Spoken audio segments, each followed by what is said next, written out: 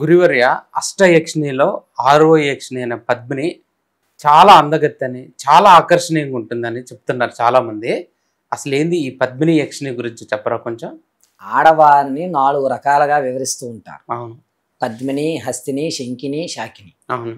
ఇందులో పద్మిని జాతి స్త్రీ అనేటువంటి వ్యవస్థకి ఒక మెట్టు ఉంటుంది.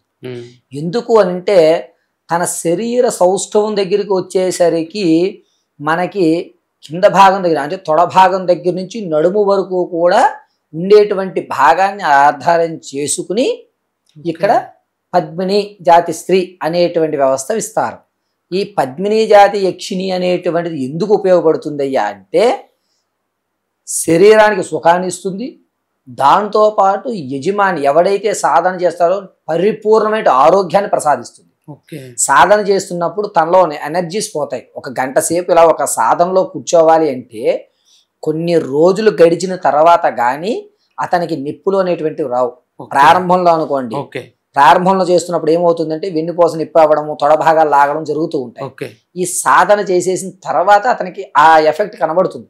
మనం సైకిల్ తొక్కినప్పుడు బాగానే ఉంటుంది, తొక్కిన బయటకు వచ్చిన తర్వాత కాళ్ళు నిప్పులు పెడుతూ ఉంటాం. అలా పద్మిని జాతి స్త్రీ దగ్గరికి వచ్చేసరికి ఏంటంటే సాధన పూర్తి అయిన తర్వాత ఎటువంటి అలసట రానివ్వదు. పైగా మీ ఆలోచన కానీ అంటే నిన్ను ఎవరన్నా కీడు చేయాలని చూసినా ముందు ఆవిడ నిలబడుతుంది అవతల అని. అంటే ఒక భార్య భర్తని ఎంత జాగ్రత్తగా చూసుకుంటుందో, మా ఆయన గొప్పగా ఉండాలని ఎలా అయితే అనుకుంటుందో, మా ఆయన 10 మందిలో నిలబడుతున్నప్పుడు అందరూ నిలబడాలి, మా ఆయన మాత్రం కూర్చోవాలని ప్రతి ఆడవాళ్ళు అనుకుంటారు. అలా చేసేటువంటి స్త్రీ ఏదండి అంటే పద్మిని జాతి స్త్రీ. అంటే సాధకుడికి ఉచ్చమైన స్థానం ఈ స్థాయిలో కూర్చోబెట్టేస్తుంది. కూర్చోబెట్టి అతనికి ఏం కావాలన్నా తనే దగ్గరుండి తీసుకొచ్చి ఇస్తుంది. అంటే ప్రియురాలుగా మనం దీన్ని భావించవచ్చు. ఇప్పుడు మనది అనుకోండి కొంచెం వ్యవస్థగా ఉంటుంది, పక్కోడు వస్తువు అనుకోండి ఎవరు జాగ్రత్తగా తీసుకెళ్ళరా మందగదర బండి అంటుంటాం.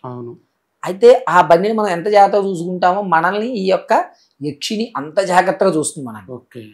కాకపోతే ఈవిడ దగ్గరికి వచ్చేసరికి ఒక మైనస్ ఏంటంటే ఈ సాధన పూర్తి చేసేటువంటి సాధకుడు ఎవరైతే ఉంటారో అతను ఖచ్చితంగా నెలలో 4 నుంచి 5 సార్లు ఆ యక్షిని తనతో సంసారం చేస్తుంది. ఈ సాధకుడికి అదే మైనస్. ఆ మైనస్ ఏంటంటే అతను దాన్ని సంతృష్టి పెట్టేటువంటి అవకాశం ఉండదు.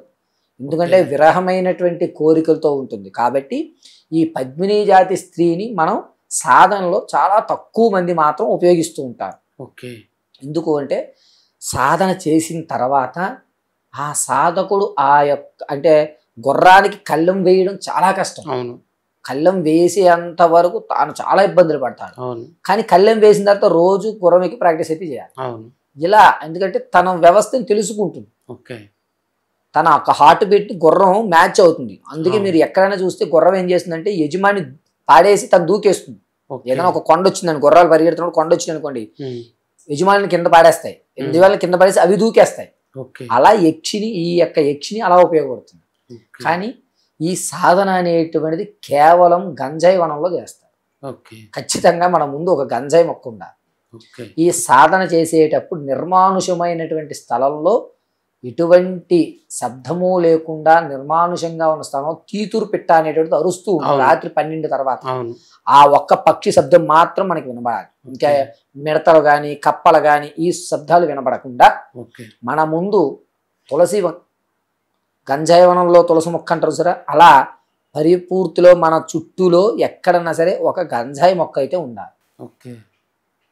అది పెట్టుకుని అప్పుడు మనం ఈ యొక్క సాధన అనేటువంటిది దాని ముందు కూర్చుని సాధన చేయాలి. ఈ సాధన చేయడానికి 41 రోజులు దీక్ష పడుతుంది. ఈ సాధనని ఎర్రటి వస్త్రాలు కట్టుకుని ఎర్రటి అంటే కాటన్ పనికిరాదు, మన సిల్క్ వస్త్రం కట్టుకుని ఎర్రటి నూలు సిల్క్ నూలు ఉంటాయి చూసారా, అటువంటి మాలగా వేసుకోవాలి దారాన్ని. ఆ దారం 41 పోగులు మెల్లో వేసుకుని లక్ష్మీ గవ్వ అనేటువంటిది ఉంటుంది. ఆ లక్ష్మీ గవ్వని ఆ గంజాయి మొక్క దగ్గర పెట్టుకుని అప్పుడు సాధన చెయ్యాలి. ఈ సాధన అనేటువంటిది ఏంటంటే కొంతమంది తను కామగాని వాడు మోక్షగామి కానేరడు అని సామెత. కామం లేకపోతే మోక్షమే రాదు. అందుకొరకు తన యొక్క సాధనకి సంసార సుఖం అనుభవించవలసి రాకుండా చేసేటువంటి సాధన. ఓకే. ఎప్పుడైతే బ్రహ్మచర్యం పాటిస్తూ సాధన చేస్తాడో అతనికి త్వరగా సిద్ధిస్తుంది. ఏ మంత్రం అన్నా సరే, మీరు వాళ్ళ సత్యనారాయణ వ్రతం చేశారనుకోండి, రాత్రి సంసారం చేయరు. రాత్రి సంసారం ఉండదండి, నేల మీద పడుకోండి, ఒక్కపూటే భోజనం చేయండి అని చెప్తాం సత్యనారాయణ వ్రతం చేస్తే. మనం ఏదైనా ఒక కార్యక్రమం చేస్తున్నాం అనుకోండి, వార్షికోత్సవాలు ఇటువంటివి చేస్తున్నాం అనుకోండి, ఏం చేస్తాం, బ్రహ్మచర్యాలు పాటిస్తూ ఉంటాం. అలా ఈ యొక్క సాధన పూర్తయ్యేంత వరకు ఖచ్చితంగా బ్రహ్మచర్యం పాటించాల్సింది. ఏ సాధన కన్నా సరే ఆ సాధన పూర్తి అవ్వడానికి బ్రహ్మచర్యం ఖచ్చితంగా ఉండాలి. బ్రహ్మచర్యం అయిన తర్వాత, అంటే ఈ 41 రోజుల పూజ అయిపోయిన తర్వాత 42వ రోజు సిద్ధి కలిగిన వాడికి కలలో అమ్మవారు నేరుగా, అంటే యక్షిని, ఇక్కడ అమ్మవారిని చెప్పకూడదు, యక్షిని అనే చెప్పాలి. ఈ యక్షి నేరుగా తన ముందు వచ్చి రతిస్తుందన్న భావంలో కనబడిపోతుంది. కాబట్టి ఎంత విశిష్టమైనటువంటి సాధన. ఈ సాధన అనేటువంటిది ఇప్పుడు ఎవ్వరూ చేయడం లేదు. ఈ సాధనతో కూడా అంత ఉపయోగకరంగా లేదు. ఆరోగ్యం అంటే వేరే వేరేగా చేసుకోవచ్చులే, ఇంత మనం వీటిని సంతృప్తి చెందలేము అని చెప్పి ఈ వ్యవస్థ ఉపయోగిస్తుంది. మీరు కేరళ కానీ చెన్నైలో కానీ ఎక్కువ శాతం ఈ సాధనకు సంబంధించినటువంటి ఆడవాళ్ళు మనకి కనిపిస్తూ ఉంటారు. ఇది విషయం. చాలా చక్కగా చెప్పారు గురుదేవ్. పరమేశ్వరార్పణమస్తు.